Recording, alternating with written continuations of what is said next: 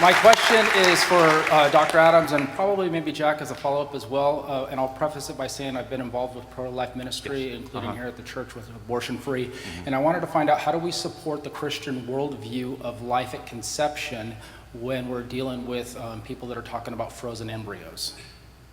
Okay, when people are talking about frozen embryos, okay, could you give me something more specific on that? Well, currently there's a lot of fertilized eggs. I won't get too specific, that are in frozen state, and yet we as Christians believe life begins at conception. So how do we support our worldview of that when it comes to things like the soul and actual being a person that's created, designed by God, and having an intricate plan for life? Okay. Anyone want to take that? Because well, I'll tell you what I would say on this. I don't think there's enough biblical data to know about the assignment of soul to fertilized eggs as embryo. But we would say if life begins at conception, we would believe that those are viable, but not viable, that those are valuable human beings.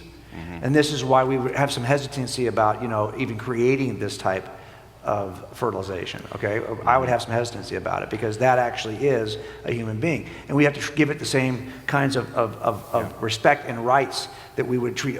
That's how we would hold to our Christian worldview and deal with this issue. Now, as far as whether that's a soulish creature, I don't think there's enough biblical. What do you think, Jack? Well, I think it's debatable. I'm going to sound like a dinosaur, but I'm going to be biblically accurate as far as I can understand Scripture. We know from Scripture, Psalm 138 again, that life begins at conception. Okay, so is that fertilized egg alive? Granted, it's in a suspended state because it's frozen.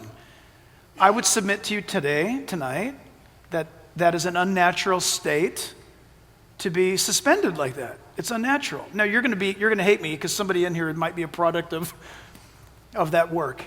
I'm just saying, and isn't God amazing? I'm just saying this. I have a high ethical standard about what we tamper with. I think that world is a world that man has crossed the line. So if you ask me, but are those things alive? Yes, they're alive. Those are humans in that tube. And I would say we need to find a home for them now. But I don't think we should do it anymore. I don't think we should have done it in the first place. I believe that level of sacredness resides with God. And yet I confess I sound like a dinosaur because now you might come to me later and say, but we found tremendous things to save life. We sacrificed these many embryos to find this and that. And I understand that. I just don't get it. Yeah, okay? I'm that's sorry, but that's my conviction and I don't have any other better answer.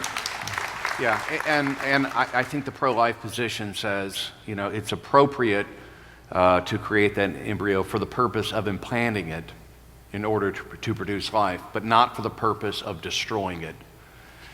And what's important for us to understand is that embryonic stem cell research hasn't cured anything.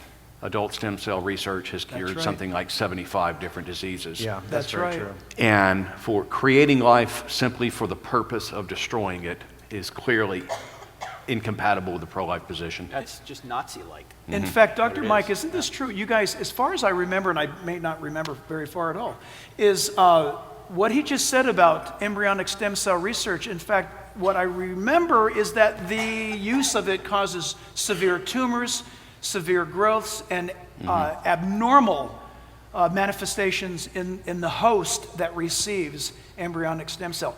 Yet, self-stem cell is fantastic and viable.